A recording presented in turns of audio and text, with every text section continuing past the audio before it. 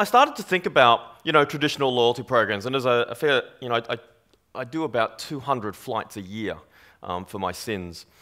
So I get a lot of frequent flyer points. I've got, I accumulate a couple of million frequent flyer points a year. So loyalty programs work really well for me, or at least frequent flyer programs do.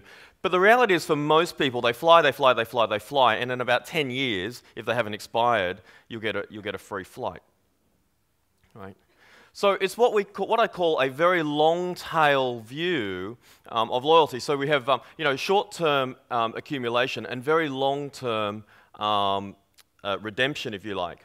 And in fact, if you look at some of the research for the frequent flyer programs, what they're finding is that frequent flyers, high-tier frequent flyers, don't actually care about the points anymore. What they care about is their status. Right? And so the frequent flyer programs have then thought, we've got to find people more ways of accumulating points, and so they can get to this redemption point faster. So, so now you can, in Australia at least, you can go to Woolworths, the major supermarket, and you can acquire frequent flyer points by buying your milk. And so, I don't have to just fly anymore. I can shop and I can acquire my points. And so, hopefully, I'll get to my my one flight to Wellington sooner than I was going to. And so by making the programs broader and by increasing the number of collection points, if you like, of those frequent flyer programs, they're creating sort of points ubiquity, right? So I can go to the supermarket, I can, in some places you can go to a real estate agent. If you buy a house, they give you a bunch of frequent flyer points. Banking, telco, if I, on my bill I'm a Virgin mobile customer in Australia, and on my bill every month I get a little line saying I got 70 points for my Velocity card. Let me ask you, who is going to stay with their telco for 70 points? It's going to take me 20 years to get a flight anywhere. Right? So actually what they're doing is they're not actually creating loyalty programs anymore. Frequent flyer programs aren't loyalty programs anymore. So what they really are is a value exchange. It's really about, you buy something, you do something, I give you this.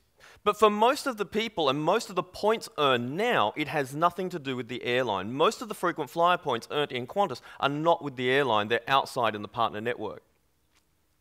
And so I ask you, if it's just a points exchange and you're tagged into one of these programs, what loyalty does it actually create to your brand?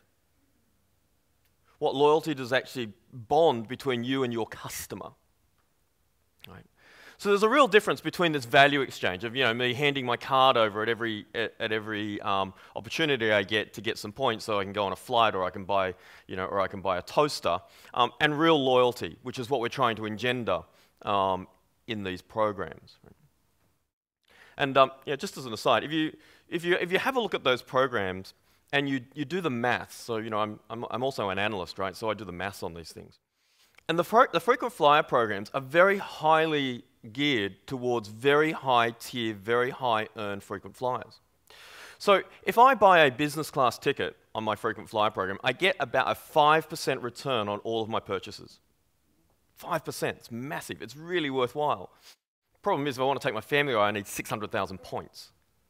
Right? If you buy an economy ticket on your frequent flyer program, you will get somewhere between 1 and 1.5% return on your spend. If you buy a toaster or some other gift card, you'll get somewhere less than 0.5%. So they're very highly geared towards very high tier, and everybody else that doesn't earn 50 to 100,000 points a year is being ripped off.